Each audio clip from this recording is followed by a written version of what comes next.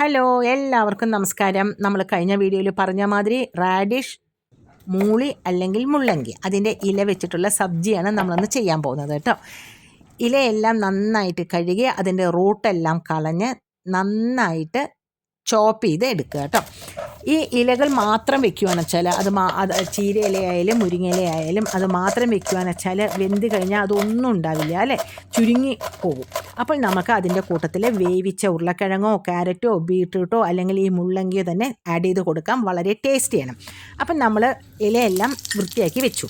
ഇനി ഒരു കടായി വെക്കുക. ആ കടായിലേക്ക് നമ്മൾ ഏത് ഓയിലാണോ ഉപയോഗിക്കുന്നത് ആ ഓയിൽ ചൂടായി കഴിഞ്ഞാൽ അതിലേക്ക് കടുക്, ജീരകം, പച്ചമുളക്, സവാള ഇത്രയും ഇട്ട് കൊടുത്ത് നന്നായിട്ടൊന്ന് ഇളക്കി കൊടുക്കുക.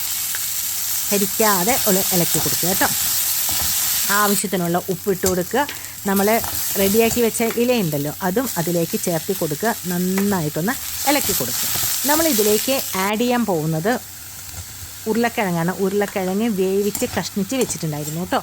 അതും നമ്മൾ നന്നായിട്ടൊന്ന് ചേർത്ത് ഇളക്കി കൊടുക്കുക കേട്ടോ. അതിലേക്ക് കുറച്ച് കാശ്മീരി ചില്ലി പൗഡറും കൂടി ഒന്ന് ചേർത്ത് കൊടുക്കുക. കാരണം കാണാനും നല്ല ഭംഗിയാണ്, കഴിക്കാനും ടേസ്റ്റ് കൂടും കേട്ടോ. നന്നായിട്ടൊന്ന് ഇളക്കി യോജിപ്പിച്ച് വെക്കുക. കാണാൻ തന്നെ നല്ല ഭംഗിയില്ലേ, നല്ല കളറല്ലേ, എന്നാൽ എരിവൊട്ടും ഉണ്ടാവില്ല. അങ്ങനെ നമ്മളുടെ സബ്ജി റെഡി ആയിട്ടുണ്ട്. ഇത് ചൂടുള്ള ചപ്പാത്തിയുടെ കൂടെ, ചൂടുള്ള പറാത്തയുടെ കൂടെയൊക്കെ വളരെ ടേസ്റ്റി ആയിട്ട് കഴിക്കാവുന്നതാണ് കേട്ടോ. ഇനി ആരും റാഡിഷിൻ്റെ ഇല കളയരുതേ. അടുത്ത വീഡിയോയിൽ കാണുന്നവരെ ബൈ, താങ്ക് യു.